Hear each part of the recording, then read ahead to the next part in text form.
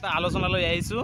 আপোনালোকে নিশ্চয় লাইনত থাকক আৰু আমাৰ ভিডিঅ'টো চাই থাকক আমি পোনপ্ৰথমে আপোনালোকক ক'বলৈ বিচাৰিছোঁ আপোনালোকে যে লাভ কৰে বা ভাল পায় সেইটোৰ বিষয়ে আমি ক'ব বিচাৰিছোঁ ভাল পোৱাৰ পিছত মানে কি পায় বা ইয়াৰ পৰৱৰ্তী কি হয় সেইটোলৈ আমি যাম পোনপ্ৰথমে সুৰজ জামালৰ কাষলৈ তোমাক কৈ ভালদৰে বুজাই দিব সুৰজ জামাল তুমি কোৱা তোমালোকে যেটো ভাবিছা কৈছা যে ভাল পোৱাৰ পিছত মানুহে কি পায় মই ভাবোঁ যে মানুহে ভাল পোৱাৰ পিছত মানুহে এটাই বস্তু পায় 1 নম্বৰত বস্তুটো পায় হয় মদ 2 নম্বৰত পায় গাঁজা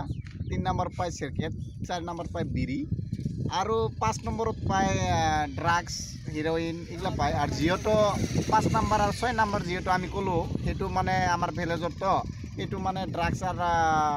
হিৰোইনগুলা এগুলা নাপায় তাৰ কাৰণে 5 আৰু 6 নম্বৰ ক'লোঁ তে আমি ভাবোঁ যে যিবিলাক আমাৰ আছে ভাল পোৱাৰ পিছত ভাল কৰাৰ পিছত সিহঁতে সেইবিলাকে মূল বস্তু বুলি পায় বুলি মই জানো আৰু কি কাৰণ হৈছে আৰু এইটোৱে আৰু